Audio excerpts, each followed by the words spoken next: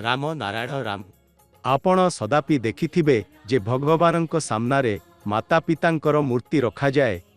एहा काहींकी हुए जदिओ मूर्तिर कौनसी मूल्य नाही, किंतु माता पितांकर प्रकृत मूल्य अछि। जदि आपण केवल माता पितांक पूजा करिबे ताहा सबुठारु उत्तम मूर्तिंक पछरे धाउंतु नाही।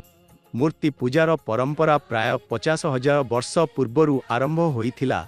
ऋषिमुनि एवं ज्ञानी व्यक्ति माने मूर्ति स्थापन करी एही संदेश देले जे एहाकु भगवान मानी पूजा कराजिउ। एहीपरि मूर्ति गुड़िक भगवान भावे स्थापित हेला। किंतु आपण मध्य निजे ईश्वरर अंश, तेबे मनीषंक द्वारा तैयारी होइथिबा मूर्ति को भगवान किपरि मानी पारिबे हो कि अनेक भगवान थाई पारिबे?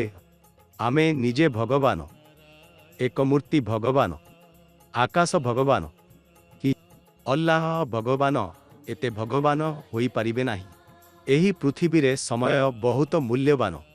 एही कारणे एहार सठिक व्यवहार करंतु। मूर्ति पूजा करिबाकु बदଳରେ प्राकृतिक चिंताधारा एवं जीवनर प्रकृत मूल्य अपनांतु। आपण जेउ मूर्तिर पूजा करंती से केबे आपणंक घरर दुआर खोड़ीथिला कि किंबा आपणंक समस्या कि दुख कि ताहा पचारिथिला कि?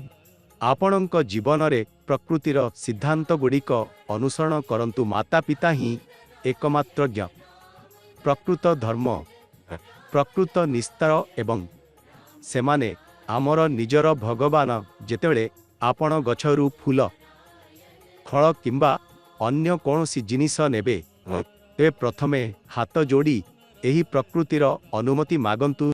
आजि धर्म एक व्यवसाय रूप धारण करिछि। राजनैतिक दलगुड़िक धर्म को व्यवसाय रे परिणत करिछंती। जेउठी शिक्षा एक व्यवसाय, धर्म एक व्यवसाय एवं व्यक्तिगत मालिकाना वृद्धि पाइछि।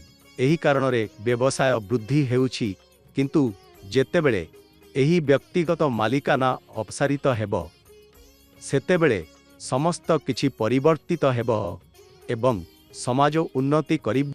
राम नारायण राम पूर्वरु समस्त किछि देई सारिछंती। कौनसी धार्मिक पुस्तक रे ध्यान मेडिटेशन विषय रे विशेष आलोचना होई नाही।